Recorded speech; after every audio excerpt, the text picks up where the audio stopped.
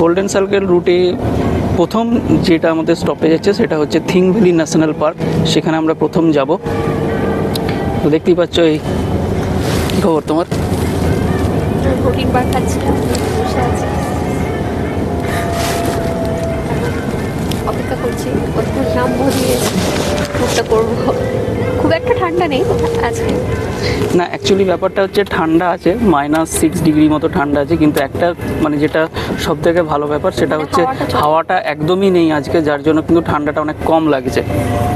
আর কি বলবেন? এখন আপাতত কিছু বলার নেই। থিং ভ্যালি ন্যাশনাল পার্ক এটা প্রায় 140 কিলোমিটার রিকজেভিক থেকে। এখন আমরা রিকজেভিকে আছি। যাই হোক, একটা জিনিস বলি, এই যে দেখুন আইসল্যান্ড নাম, মানে কি মনে হচ্ছে বরফের দেশ, কিন্তু এ দেখুন আপনি এতক্ষণ আমরা যে এলাম যাচ্ছি এবং -6 ডিগ্রি টেম্পারেচার বাইরে, এখন একটু আরও বেড়ে গেছে -8 ডিগ্রি, কিন্তু আপনি কোথাও কি কোনো বরফ দেখতে পাচ্ছেন? পাবেন না। তার কারণ হচ্ছে এখানকার গালফ স্ট্রিম, তার জন্য কিন্তু এখানে যে বরফটা না সেখানে স্থায়ী হতে পারে না। আর এই আইসল্যান্ডের অবাক হলেও নাম আইসল্যান্ড হলেও এই দেশটার অনলি 10% কিন্তু আইস, এবং এই বাকি ম্যাক্সিমামই কিন্তু বলতে গেলে ব্যারেন ল্যান্ড, অর্থাৎ মানে এখানে চাষ একদমই সম্ভব নয়। খুবই ম্যাক্সিমাম জায়গায় চাষের অযোগ্য। যেটুকু হয় অনেকে কী করে, বাড়ির আশেপাশে ছোটোখাটো গ্রিন হাউস তৈরি করে, সেই গ্রিন হাউস তৈরি করে সেখানে কিছু শাক সবজি এইসব চাষ করে। দেখুন এই পাহাড়টা দেখুন সামনে রয়েছে, কোনো কিন্তু আপনি সবুজের কিচ্ছু দেখতে পাবেন না, পুরো ব্ল্যাক। তার কারণ কিন্তু এইটাই, লাভা। যাই হোক, আমাদের কপাল ভালো, আজকের ওয়েদার কিন্তু ভীষণ ভীষণ ভালো। নাহলে আইসল্যান্ডের ওয়েদার মানে একদিনই হয়তো 6টা ঋতু দেখা যায়, এমন এখানকার ওয়েদার। এখানে পাবলিক ট্রান্সপোর্ট তো দেখালাম, যেখানে পাবলিক ট্রান্সপোর্ট কী আছে, কীভাবে সেটা বুক করতে হবে যদি আপনি নিজে ঘুরতে চান।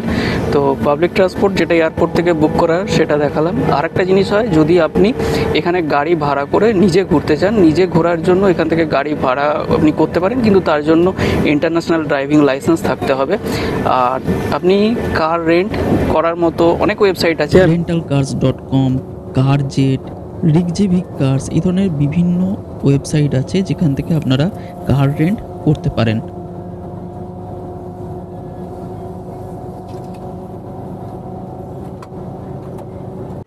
এটা একটা অপশন। দ্বিতীয় অপশন হলো যে এখানে প্রতিদিনকার এবং ডে ট্যুর হিসেবে এবং প্যাকেজ হিসেবে আপনি বাসেও ট্যুর করতে পারেন।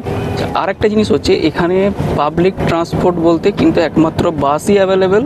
এখানে কোনো রকম ট্রাম, ট্যাক্সি বা ট্রেন একদমই নেই। এখানে সবই পাবলিক ট্রান্সপোর্ট, কিন্তু একমাত্র বাস, এবং সেটারও সংখ্যা খুবই কম। তো তার জন্য যে কোনো বাস ধরার জন্য বা ট্রাভেল করার জন্য আপনাকে মোটামুটি একটা বাসের থেকে আরেকটা বাসে মোটামুটি 30 থেকে 40 মিনিট ওয়েট করতে হতে পারে। আমি প্রথমেই বলেছিলাম যে এখানে গাড়ির রেন্ট নিতে হলে ইন্টারন্যাশনাল ড্রাইভিং লাইসেন্স থাকতে হবে। তবে এখানে আইসল্যান্ডে কিন্তু আমাদের ভারতীয় যে ড্রাইভিং লাইসেন্স সেটাও কিন্তু ভ্যালিড। আপনার ভারতীয় ড্রাইভিং লাইসেন্স থাকলেই আপনি গাড়ির রেন্ট করতে পারবেন। কিন্তু একটা জিনিস দেখবেন, আপনাদের যে ড্রাইভিং লাইসেন্সটা সেটা যেন অবশ্যই ইংলিশে হয়। ইংলিশে না হলে কিন্তু মুশকিল। আপনাদের যদি ড্রাইভিং লাইসেন্সটা ইংলিশে হয় তাহলে সেটা কিন্তু আইসল্যান্ডে ভ্যালিড। এই ট্যুর করার যে বাসগুলোতে আপনি ট্যুর করবেন, সেই বাসগুলো আপনি গেট ইওর গাইড বা রিকজেভিক এক্সকারশন বলে একটা ওয়েবসাইট আছে, সেখান থেকেও বুক করতে পারেন। মোটামুটি আপনার যদি ডে হিসেবে আপনি বুক করেন, ডে প্যাকেজ হিসেবে, তাহলে আপনার মোটামুটি ওই 120 ইউরো পার হেড মতো এখান থেকে স্টার্টিং হবে। এবার সেটা আপনাদেরকে একটু দেখতে হবে। আমি যে দুটো ওয়েবসাইট বললাম সেই দুটো ওয়েবসাইটে গিয়ে, আর যেহেতু আমরা এটা একটা গ্রুপের সাথে এসেছি, তো আমাদের তো সব কিছুই এর মধ্যে ইনক্লুডিং, তো আমাদেরকে আলাদাভাবে কিছু এর জন্য পে করতে হচ্ছে না। এবং এই যে এখন যে বাসটা রয়েছে, এই বাসটাই আমাদেরকে 3 দিন ঘোরাবে, সেইভাবেই এই বাসটাকে বুক করা রয়েছে, এইভাবেই আমাদের এই ট্যুরটা হবে। তো আপনারা যদি আসেন তাহলে সেটা সেইভাবে করতে পারেন, যে আপনারা পার্টি মানে প্রত্যেক দিন হিসাবে ট্যুর দেখে নিলেন। এবার কোন দিন কোনটা যাবে ঠিক করে সেই অনুযায়ী আপনারা ডে ট্যুর বুক করতে পারেন অথবা প্যাকেজও বুক করতে পারেন। আর আরেকটা জিনিস সুবিধা হচ্ছে যে এখানে আপনি ধরুন কোনো বাস বা কোনো ট্যুর বুক করলেন, এবার আপনি যদি 24 ঘন্টা আগেও, ট্যুর শুরু হওয়ার 24 ঘন্টা আগেও যদি আপনি সেই ট্যুরটাকে ক্যান্সেল করেন, তাহলে কিন্তু আপনি 100% রিফান্ড পাবেন। এই আইসল্যান্ডের অফিসিয়াল নাম কিন্তু রিপাবলিক অফ আইসল্যান্ড।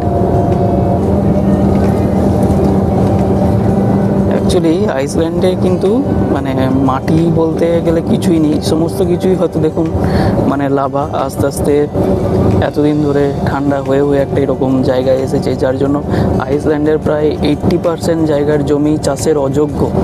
এবং খুব শুনতে অবাক হলো, আপনারা আস্তে আস্তে যেটা ফ্লাইট থেকে দেখালাম, একটা রিসেন্টলি একটা অ্যাক্টিভ ভলক্যানো থেকে ইরাপশন হচ্ছিল, এরকম গোটা আইসল্যান্ডে প্রায় 200টারও বেশি কিন্তু আগ্নেয়গিরি রয়েছে, যার মধ্যে এবং সবকটাই কিন্তু সক্রিয়। কখন যে কোনটা অ্যাক্টিভ হবে সেটা বলা মুশকিল। যারা নিজেরা গাড়ি নিয়ে ঘুরবেন তাদের জন্য আরও দু একটা টিপস দিয়ে রাখি। তো আইসল্যান্ডের যে বেশিরভাগ ট্যুরিস্ট স্পট সেগুলোতে কিন্তু কোনো এন্ট্রি ফি নেই, তবে প্রত্যেকটা জায়গায় কিন্তু আপনাকে গাড়ির পার্কিং ফি অবশ্যই দিতে হবে, এবং এটা নেওয়ার জন্য কিন্তু সেখানে কিন্তু কোনো লোক থাকবে না। দুটো অ্যাপ আছে, একটা হচ্ছে পার্কা আর একটা হচ্ছে চেক ইট। এই দুটো অ্যাপের সাহায্যে আপনাকে পার্কিং ফি এখানে পে করতে হবে। যদি একবার মিস করে যান তাহলে সেই গাড়ি যখন ফেরত দেবেন তখন কিন্তু সেই পার্কিং ফি প্লাস তার পেনাল্টি দিতে হবে। সামনে আটলান্টিক মহাসাগর আর দূরে এটা কোনো গ্লেশিয়ার মনে হচ্ছে। এখানকার ওয়েদার যেহেতু খুব আনপ্রেডিক্টেবল, তাই এখানে ওয়েদুর বলে একটা অ্যাপ আছে, সেই অ্যাপটা আপনারা ওয়েদার ফোরকাস্টের জন্য কিন্তু ইনস্টল করে নিতে পারেন। এখানকার রাস্তা কিন্তু একদম পুরো মাখনের মতো, কিন্তু কখনোই যেন ওভার স্পিডে এখানে গাড়ি চালাবেন না, কারণ এখানে ওভার স্পিডের ফাইন প্রচুর। এখানে কিন্তু প্রত্যেকটা জায়গায় ওভার স্পিডের ধরার জন্য ক্যামেরা লাগানো আছে। আর একটা জিনিস লক্ষ্য করুন, এখানে কিন্তু প্রত্যেকটা গাড়ি তাদের নিজেদের মধ্যে একটা নির্দিষ্ট দূরত্ব মেনটেন করছে, যাতে ব্রেক কষলেই সঙ্গে সঙ্গে সামনের গাড়িটাকে আপনি গিয়ে না ধাক্কা মারেন। সেজন্য কিন্তু এরা একটা নিজেদের মধ্যে নির্দিষ্ট দূরত্ব কিন্তু এরা সবসময় মেনটেন করে। দেখুন প্রত্যেকটা গাড়ির মধ্যে কিন্তু একটা নির্দিষ্ট দূরত্ব রয়েছে।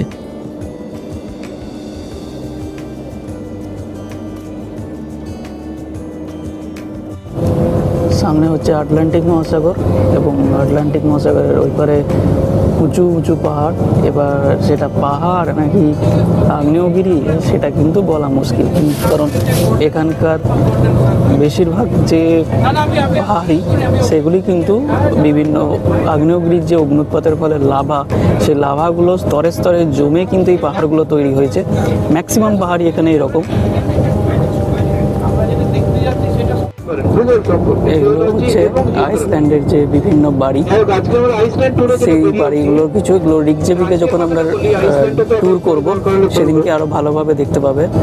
আজকে যেটা আমরা প্রথমে যাচ্ছি সেটা নাম হচ্ছে থিং ভ্যালির। আমরা এখন আছি থিং ভ্যালি ন্যাশনাল পার্কে। আমাদের ফার্স্ট যে ডেস্টিনেশন ছিল যেমন বলেছিলাম সেরকমই। এখানে আমরা এবার আস্তে আস্তে এই জায়গাটাকে ঘুরে দেখব।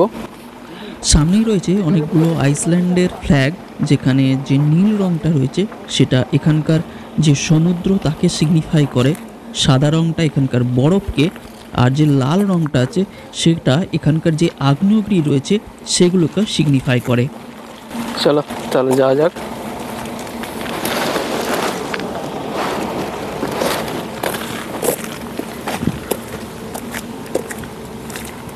এটা একটা ভিজিটার সেন্টার রয়েছে সামনে, এই যে এটা একটা ভিজিটার সেন্টার।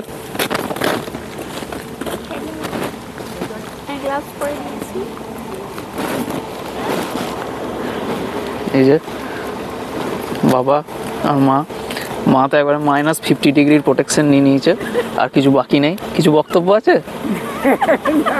কেমন লাগছে? দারুণ লাগছে, জায়গাটা ভীষণ সুন্দর।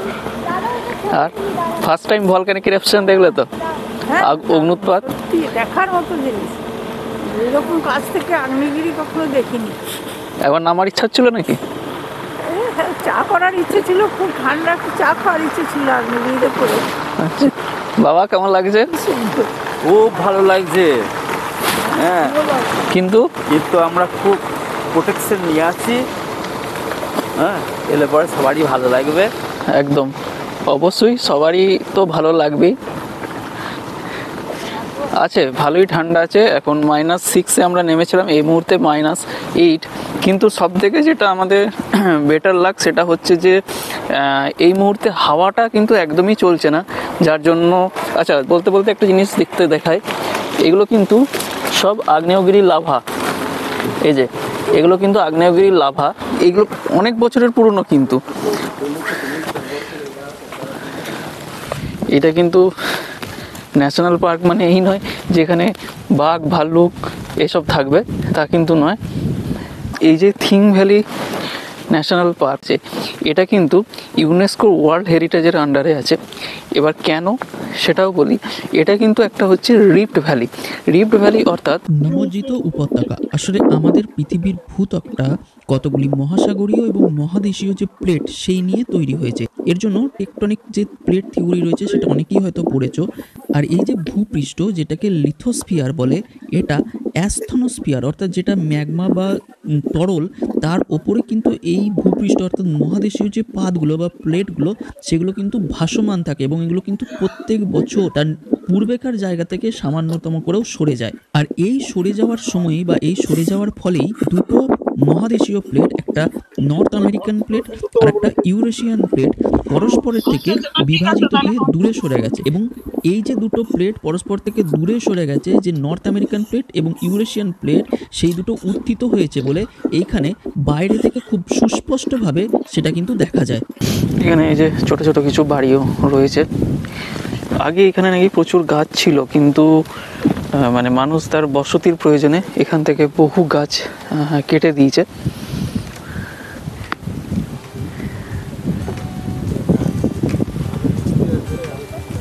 এখানে শুনেছি যে ওই যে প্লেট দুটোর মাঝখান দিয়ে একটা লেকের মতো আছে, তার মধ্যে আপনারা সুইমিংও করতে পারেন, কিন্তু সেটা অনেকটা দূর।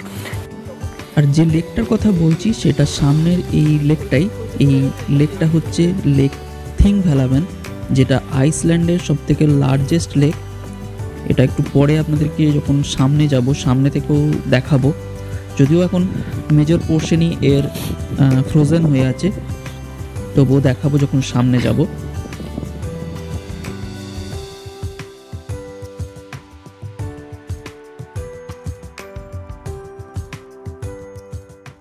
প্রচণ্ড ঠান্ডা, মানে হাত মনে হচ্ছে না পুরো কেটে যাবে। আবার গ্লাভস পরে না ভিডিও করা যাচ্ছে না ফটো তোলা যাচ্ছে, দুটোই প্রবলেম হচ্ছে। তো গ্লাভস খুলেই যেন থাকতে হচ্ছে, আর মনে হচ্ছে যেন হাতগুলো এবারে পুরো কেটে যাচ্ছে।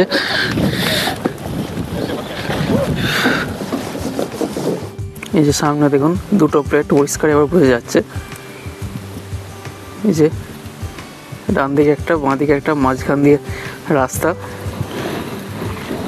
আর এর মধ্যে না আমরা দুজনেই একবার খুব জোরসে গদাম হয়েছি, তার কারণ এখানে একটা ওয়াটার ব্রিজ আছে, ব্রিজটা প্রচণ্ড স্লিপারি ছিল।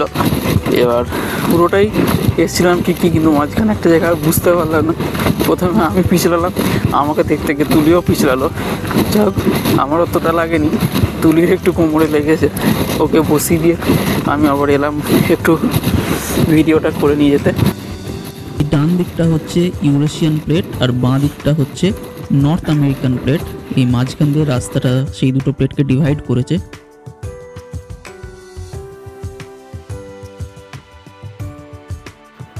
এই সামনে যেখানে আইসল্যান্ডের পতাকাটা উঠছে সেখানে আজ থেকে প্রায় 1100 বছর আগে আইসল্যান্ড তথা শুধু যে আইসল্যান্ড তাই নয়, ইউরোপের প্রথম পার্লামেন্ট কিন্তু এখানে ফর্ম হয়েছিল। আইসল্যান্ডের তো অবশ্যই, এমনকি ইউরোপ মহাদেশের যে প্রথম পার্লামেন্ট সেটা এখানে ফর্ম হয়েছিল প্রায় 1100 বছর আগে, 930 এডিতে। এই থিং ভ্যালি থেকে বেরোনোর পথেই আমাদের এই ঝর্ণাটা পড়লো। আইসল্যান্ডে প্রচুর এরকম ছোট বড় ঝর্ণা তো আছেই।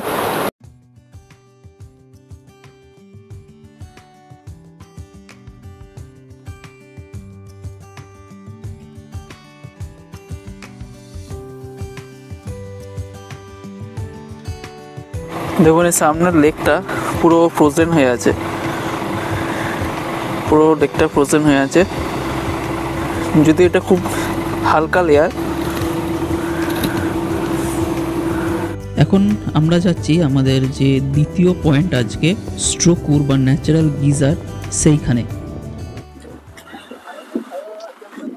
এখানে সামনে যাওয়াটা নিষেধ আছে, তার কারণ এখানে জলের টেম্পারেচার প্রায় 80 থেকে 100 ডিগ্রি সেন্টিগ্রেড। এই যে দেখাচ্ছি এখানে,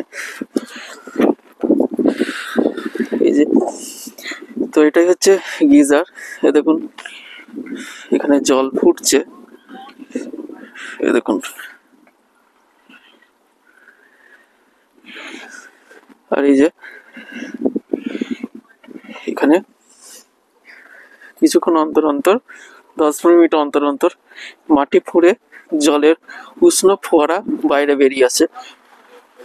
চলুন এবার যাওয়া যাক মেন গিজারটার সামনে। যেতে যেতে বলি গিজারের কনসেপ্টটা কি। গিজার একটা উষ্ণ জলের ফোয়ারা। এটা সবসময় কোনো সক্রিয় আগ্নেয়গিরির ম্যাক্সিমাম এর কাছাকাছি কোনো না কোনো অ্যাক্টিভ ভলকানো কিন্তু রয়েছে। এবার আমাদের ভূপৃষ্ঠে বিভিন্ন ফাটল থাকে, এই ফাটল বরাবর এই যে জল, এই জলটা অনেক গভীর অব্দি চলে যায়। প্রায় ধরে নিন 6500 ফুট 6000 ফুট এরকম গভীর পর্যন্ত জলটা চলে যায়। এবার সেখানে এই জলটা ম্যাগমার সংস্পর্শে আসে। এবার ম্যাগমার সংস্পর্শে এসে কি হয়, জলটা উত্তপ্ত হতে থাকে। এবার আমরা যখন যে কোনো দেখবেন ডেচকিতে চায়ের জল গরম করি বা দুধ গরম করি, যা কিছুই করি, তখন সেটা একটা সময় পর, একটা উষ্ণতার পর সেটা উতলে ওঠে।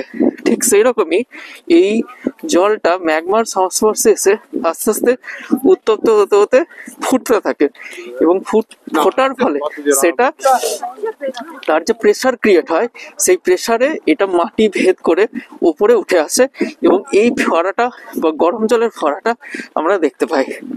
এটাই হচ্ছে গিজারের কনসেপ্ট। আর কি অদ্ভুত জিনিস দেখুন, একদিকে যেখানে গরম জল বেরোচ্ছে ঠিক তার পাশেই কিন্তু বরফও জমে রয়েছে।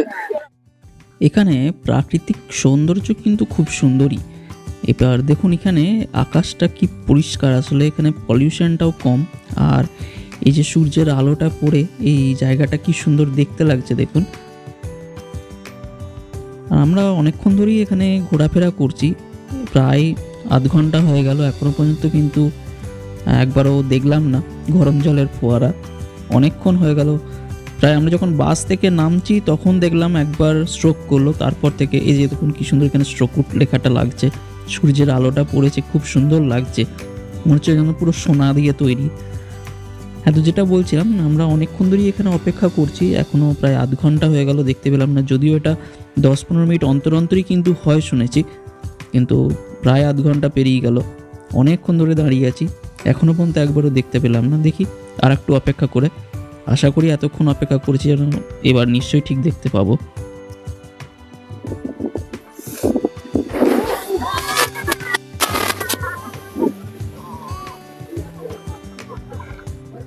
যাক, অবশেষে আমাদের আশা পূর্ণ হলো। অনেকক্ষণ দাঁড়িয়ে থাকার পর এটা হলো, খুব সুন্দর দেখতে লাগলো কিন্তু জিনিসটা। আপনারাও বলবেন কেমন লাগলো।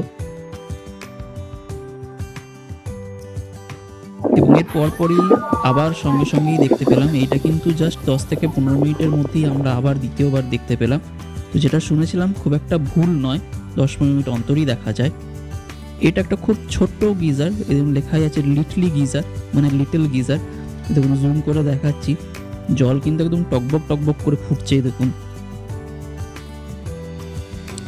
খুব সুন্দর লাগছে জায়গাটা, এত সুন্দর। এই মানে ক্যালেন্ডারও কিন্তু ফেল পড়ে যাবে এখানকার, মানে ন্যাচারাল বিউটি এমন। আমরা যে ক্যালেন্ডারের পিকচারগুলো দেখি, মানে মনে হচ্ছে যেন কিছুই নয়, এটা সত্যি করেই যেন ক্যালেন্ডার।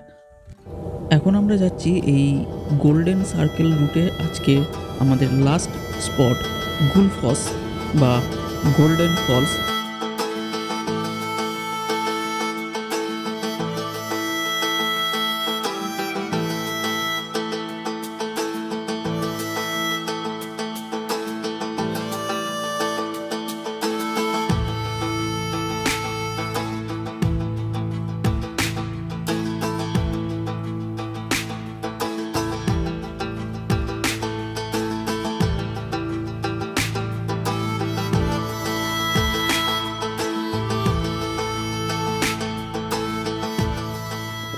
আমরা এখন পৌঁছে গেছি আমাদের লাস্ট যে স্পট, সেখানে গুলফস বা গোল্ডেন ফলস। এখন সেখানে আমরা যাচ্ছি। রাস্তাগুলো কিন্তু ভীষণ ভীষণ স্লিপারি, মানে একটু যদি মানে নর্মাল জুতো হয় তাহলে তো প্রতি পদে পদেই এখানে পড়তে হবে। এখানে বেশ কিছু এখানকার পুরনো কিছু দেওয়া আছে এবং এই গোলফস সম্পর্কেই দেওয়া আছে। এখান দিয়ে নিচে দিয়ে নেমে আপনার সামনে যাওয়া যায়, গোলফসের একদম সামনে যাওয়া যায়, কিন্তু ওই রাস্তাটা প্রচণ্ড বরফে ভর্তি এবং প্রচণ্ড স্লিপারি, সেই জন্য আমরা এদিক দিয়েই যাচ্ছি। এখান দিয়েও যাওয়া যাবে, একটু সামনে গেলেই আমরা গুলফসটা দেখতে পাবো। এই হচ্ছে গুলফস বা গোল্ডেন ফলস, যেটা অনেকে নায়াগ্রা ফলসের সাথেও তুলনা করে, অনেকটা সেই ধরনের নাকি দেখতে। যাই হোক, আর এটা হচ্ছে আইসল্যান্ডের সবথেকে হাইয়েস্ট যে ওয়াটারফল সেইটা। এই মুহূর্তে আপনারা সামনে যেটা দেখছেন সেটা হচ্ছে গুলফস বা গোল্ডেন ফলস। খুব সুন্দর, চতুর্দিক পুরো বরফে সাদা হয়ে আছে। এই দেখুন, এই সামনে যে একটা রাস্তা আছে সরু, এই রাস্তাটা দিয়ে একদম সামনে যাওয়া যায়। এই দেখুন, এই যে রাস্তাটা আসছে, এই দেখুন অনেকেই নিচে এখানে নেমে ঘোরাফেরা করছে। অ্যাকচুয়ালি এখানে নিচে নামতে গেলে জুতোটা আরও হাই অ্যাঙ্কেল হতে হবে, কারণ এখানে বরফে পা ঢুকে যাচ্ছে। আর এইখান দিয়ে সোজা এই যে দেখুন একটা সরু রাস্তা চলে যাচ্ছে, এই রাস্তাটা দিয়ে একদম ওর সামনে যাওয়া যায়। এই দেখুন অনেকেই যাচ্ছে হেঁটে হেঁটে, একদম এই দিক দিয়ে পুরো সামনে চলে যাওয়া যায়, যেটা গরমকালে এলে কিন্তু খুব সুবিধা এটা যাওয়া। গরমকালে এলে এটা কিন্তু আরও বিউটিফুল। কুলপাস থেকে বেরিয়ে বাইরে এই সভিনির শপটা রয়েছে, এখানে যে বিভিন্ন ধরনের দেখলাম লাকি কয়েন রয়েছে। বলছে অ্যাকচুয়ালি এগুলো আইসল্যান্ডের যে পুরনো বিভিন্ন কয়েন, যে সালগুলো লেখা রয়েছে সেই বিভিন্ন সালের কয়েন এগুলো, সেগুলো কি এখন এরা লাকি কয়েন বলছে। তাছাড়াও বিভিন্ন ধরনের এই যে ম্যাগনেট, এই ধরনের বিভিন্ন সভিনির এখানে রয়েছে। এই দেশে মানে এরা মানুষের উপর এতটাই বিশ্বাস করে এবং এদের বিশ্বাস এতটাই রয়েছে যে ওই যে প্রথমেই দেখালাম না যে আপনি বাইরে এয়ারপোর্টে বাসের টিকিট করতে পারেন, এখানে ফ্লাই বাস যেটা তার টিকিট ওখানে করতে পারেন, সেগুলো সমস্ত বললাম। এবার আপনি সেখানে টিকিট নাও করতে পারেন, আপনি এসে সোজা স্ট্যান্ডে এসে আপনি কিন্তু বাসে উঠতে পারেন। বাসে উঠে যদি ড্রাইভারের কাছ থেকে টিকিট থাকে আপনি টিকিট নিতে পারেন, তাতেও কোনো অসুবিধা নেই। কিন্তু এবার ব্যাপারটা কি হচ্ছে, অনেকেই মানে ম্যাক্সিমাম জনই কী করে, যখনই এয়ারপোর্ট থেকে বেরোচ্ছেন তখনই সেখানে টিকিট করে নেন। সেই জন্য বাসে এসে টিকিট পাওয়াটা একটু মুশকিল, এবং হয়তো সেই বাসে আপনি টিকিট পেলেন না, আবার আপনাকে আধ ঘন্টা 40 মিনিট অপেক্ষা করে যেতে হবে। এবার ধরুন সাপোজ আপনি কোনো একটা বাস ফাঁকা আছে, আপনি উঠেও পড়লেন, বাস ড্রাইভারের কাছে টিকিটও করলেন না, কিন্তু সবথেকে বড় কথা এরা কিন্তু একবারও চেক করবে না যে আপনার কাছে আদৌ টিকিট আছে কি টিকিট নেই। মানে আপনি ফাঁকা বাস আছে, আপনি বসে গেছেন, তার মানে এদের বিশ্বাস যে আপনি টিকিট কেটেই কিন্তু বাসে উঠেছেন। এরা এতটাই বিশ্বাস করে, মানে এদের এখানে সেই জিনিসটা কেউ করেই না যে টিকিট না কেটে বাসে উঠে যাবে। তাই এদের এটাই বিশ্বাস যে প্রত্যেকে টিকিট কেটেই কিন্তু বাসে ওঠে। আর হ্যাঁ, আবারও বলছি, আপনি টিকিটটা এয়ারপোর্টেও করতে পারেন, এয়ারপোর্ট থেকে বেরিয়ে এসে বাসে উঠে বাস ড্রাইভারের কাছেও করতে পারেন, কিন্তু বেটার হচ্ছে যদি আপনি বাস অ্যাভেল করেন তাহলে এয়ারপোর্ট থেকেই করে নিন। তাতে কী হবে, আপনার সিট পাওয়ার চান্সটা অনেক বেশি থাকবে, এবং মানে আপনি যে বাসটা তখন হয়তো ছাড়ছে সেই বাসটাতেই আপনি সিট পেয়েও যাবেন। আজকের মতো ডে ট্যুরটা এন্ড করে আমরা আমাদের হোটেলে চলে এসেছি। আমাদের হোটেলটা রয়েছে হ্যাভস ভল্লুর, হ্যাঁ হ্যাভস ভল্লুর এখানে। এবার এখানে যে হোটেলটা নেওয়া হয়েছে তারও নাম হোটেল হ্যাভেলস ভল্লুর। এই হ্যাভেলস ভল্লুর থেকেই আমরা কালকের ট্যুরটাও এখান থেকেই করব। এই হচ্ছে আমাদের হোটেল হ্যাভেলস ভল্লুর, এবং জায়গাটার নামও হ্যাভেলস ভল্লুর।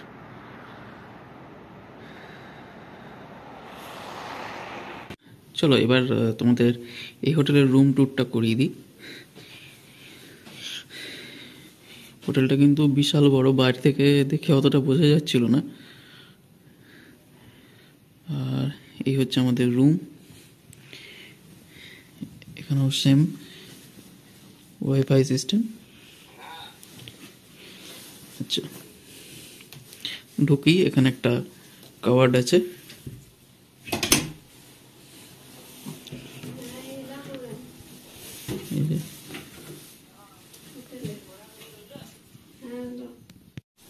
এখানে একটা রিডিং টেবিল, নিচে আর একটা কভার্ড, এই যে এখানে একটা টিভি, এখানে মেনু কার্ড, এই যে বেড,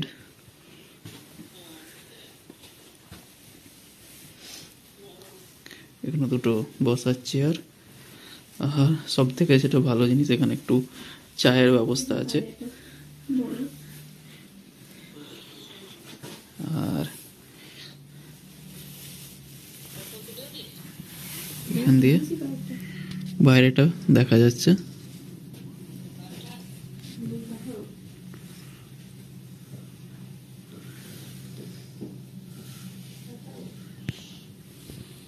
আর এই হচ্ছে বাথরুম, এখানে যে বেসিন, একটা হেয়ার ড্রায়ার, গ্লাস, টাওয়েল। এখানে অ্যাজ ইউজুয়াল ইউরোপিয়ান কান্ট্রিগুলো সবই বেসিন ওয়াটারই হচ্ছে ড্রিঙ্কিং ওয়াটার, এখানেও তাই। এটা বোধহয় আমার বলা হয়নি যে এখানে সমস্ত যত জলের ব্যবস্থা আছে সমস্ত কিন্তু ড্রিঙ্কিং ওয়াটার, এমনকি যে রাস্তায় যে বিভিন্ন ফাউন্টেন্সগুলো এরা করে রেখেছে সেগুলোও কিন্তু ড্রিঙ্কিং ওয়াটার। এখানে কমোড, আর এই যে এটা হচ্ছে স্নানের জায়গা, এখানেও টাওয়েল দিয়ে রেখেছে। বাথরুমটা কিন্তু বেশ গরম, বেশ আরাম লাগছে।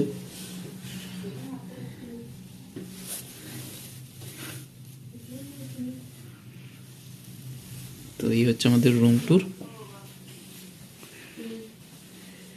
এই যে রুমটা তোমরা হ্যাভেলস বলরে দেখলে, এখানে আমরা 2 নাইট স্টে করব।